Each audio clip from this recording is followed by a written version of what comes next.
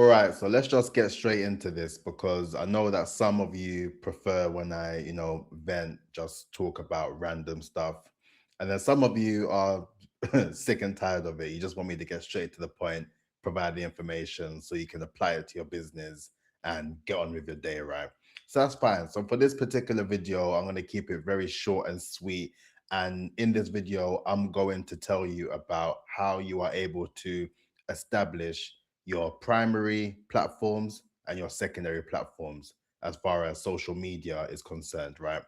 And if you don't know who I am, my name is Tariq Peters. I'm a brand authority strategist, and I help B2B founders and advisors build a level of brand authority, which is their personal brand multiplied by their business brand, multiplied by their campaign brand. When all those three brands align, you get to a level of brand authority that makes you more visible and credible to your desired target audience that will lead to more leads and drive more clients and ultimately more revenue for your business, right? Cool. So the other day, someone was like, Tariq, like, how do I figure out what my sort of main platforms are? What should I focus on? Right. And for me, as you know, with my focus being B2B, I say that the main platforms that you should focus on as your primary platforms as someone in the B2B space is your LinkedIn, your YouTube, and your Substack, right?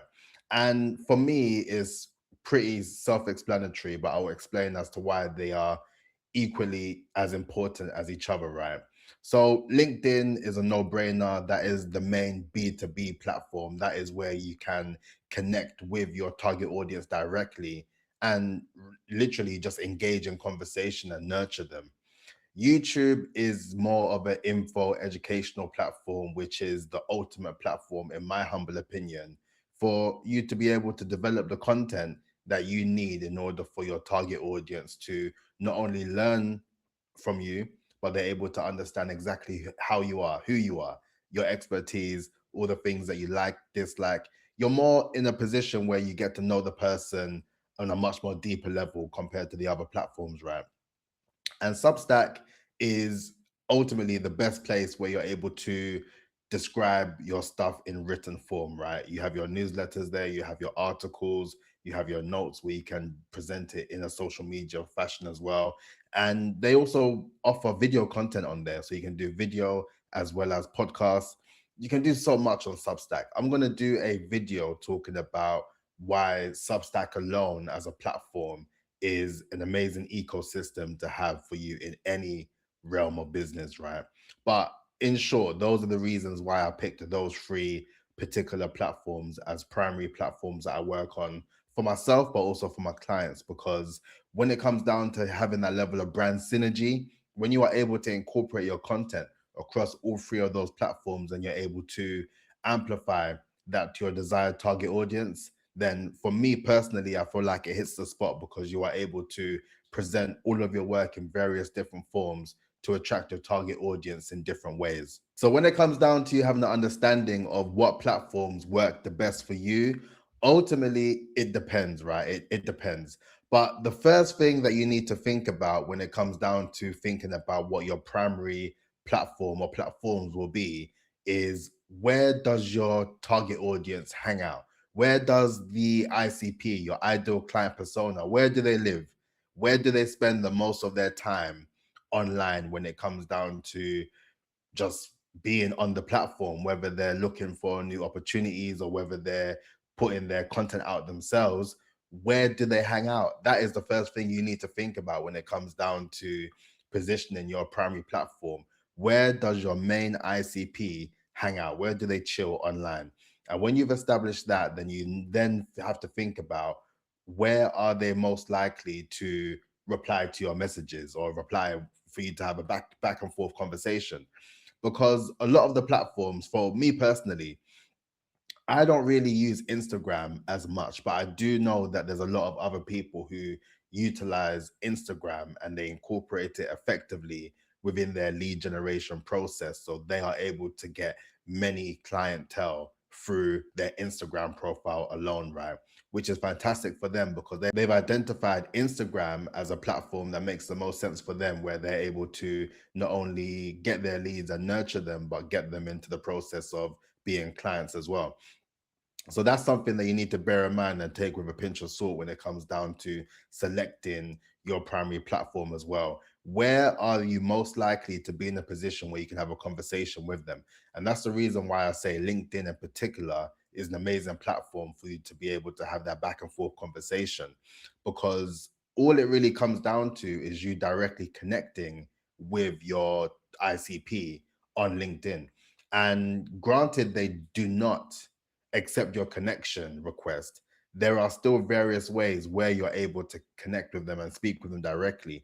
You could you could do in-mail, right? But I wouldn't recommend an in-mail, because more likely than not, when you get in-mails, I'm sure you get in-mails as well, and you don't reply to them because it just comes across really salesy and really heavy in that side of things. But it just goes to show that you can actually directly reach out to them if you wanted to.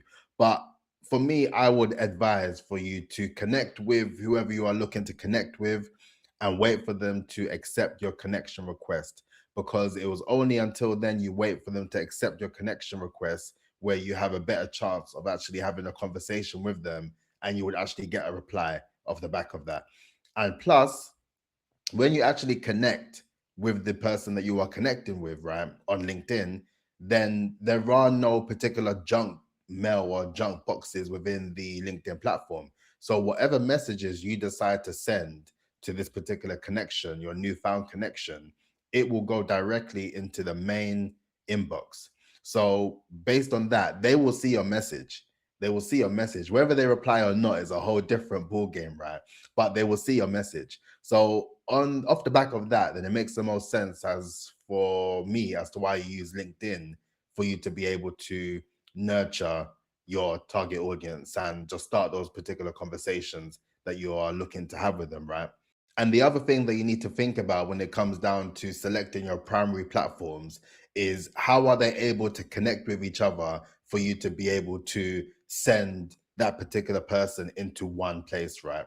And with these platforms, I am a strong believer that although you definitely incorporate all these various platforms to nurture your audience and to have conversations with them and to drive them into your funnel, but then it's about you driving them into that one funnel, right? It needs to be one funnel that directs them into one place.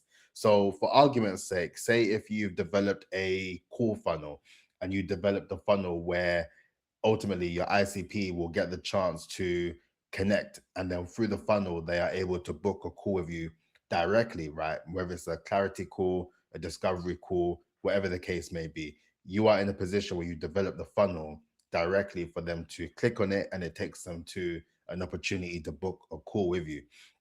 But then one thing you need to bear in mind is that you don't want to be having all of your primary platforms directing your particular prospect into various different places, because you are not going to be able to attract the effectiveness of the platforms based on you sending them in all various directions. No matter what platforms you decide to use as your primary platforms, always present it in a way where they are directed to one particular channel, whether it's a funnel that directs them into a VSL, which is a video sales letter, or whether it directs them into a more just a straight direct call where you're able to book a call with them for you to speak with them directly on a video call. Whatever the case may be, make sure that you focus on that one particular route to direct your prospect in a way that makes sense. And if you do that through the platforms that I've mentioned with your LinkedIn, your YouTube, and your Substack, then it makes the most sense. With the LinkedIn, when you are doing that and you're having the conversations with said prospects, and you can send them the direct link in the process of having that conversation with them, or you can include it in the actual link where you are able to include custom buttons. I believe it's more so if you are on LinkedIn Premium, but if you do not have LinkedIn Premium, that's completely fine, because you can still send that link directly to the prospect with you having a conversation, a back and forth conversation with them. On YouTube, as you can see, click in the description box down below if you are interested in speaking with me.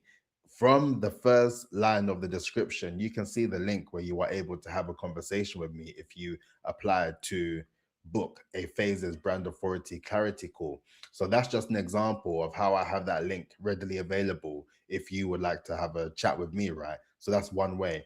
And on Substack, with all the various sort of articles and blogs that I do as well, there are particular call to actions that direct those who prefer to read rather than watch my content in a way that directs them into that same funnel where they are able to have a conversation with me. So it's all relative in terms of how you are able to use said platforms in various different ways to attract your target audience, but ultimately it's all about taking them to the same place. And those are the main things I think that you really need to think about when it comes down to the primary platforms. If we quickly cover the secondary platforms, so as mentioned, my primary is LinkedIn, YouTube, and Substack. And then for the secondary platforms, I tend to use more short related platforms like your TikToks, your Instagrams. I use that more for Instagram Reels. Your YouTube Shorts as well is something that I've incorporated, and sort of other various platforms that I have embedded within these sort of secondary platforms. And a lot of the time, what I tend to do is with the long form videos that I do via YouTube, that is where I chop down and turn that long form videos into short form videos, and I distribute across my secondary platforms. So, really and truly, all I want you to really think about when it comes down to identifying your platforms is your primary platforms are designed as lead generators. They are there to really hone in on nurturing your prospects and being able to position them into your ecosystem, as mentioned, and being able to funnel them into wherever you decide to take them on the buyer journey. Like I said, whether it comes down to a video sales letter for your high ticket program, or whether it comes down to them having a direct call with you. But then with the secondary platforms, you need to kind of look at that more so as a amplifier, something that is there for you to raise awareness of the work that you're doing and to raise awareness of the sort of topics that you discuss and the gems that you are willing to share online. So a lot of this particular content that I do, any of the videos that I feel resonate with my audience in various different platforms, I will chop them up into shorts and I'll distribute it there, because I know that some people may not necessarily watch the full video, but there are gems within the video content that I chop up and I share, and that equally gets the same amount of love on the basis that I'm providing sort of fast, snappy gems and tips for potential prospects or just any potential people who naturally gravitate towards me and the work that I do and the things that I need to say when it comes down to building your personal brand and your business brand, for example, right? So that's it for this video, to be fair. I wanted to kind of keep it relatively straightforward and straight to the point when it comes down to identifying what platforms you need to be incorporating from a primary and secondary standpoint as well. But as long as you think from the perspective that the primary platforms are there that will automatically lead into revenue generating opportunity, those are the platforms you need to think about. Anything that is deemed as more as an amplifier or something to sort of nurture your wider sort of following, right? Your ideal follower persona. Those are the ones where you want to be really amplifying and circulating for that particular audience, for them to feel that they are getting insights into your world and they are getting a level of learning and understanding based on the work that you do as well.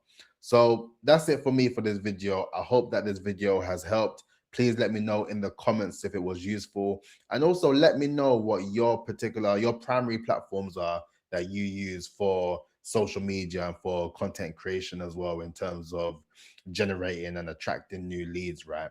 And from the secondary platforms, let me know what sort of platforms you use and the sort of strategies that you implement within that process. Let me know if what you do seems to be quite relevant to what I've shared with you in this video today.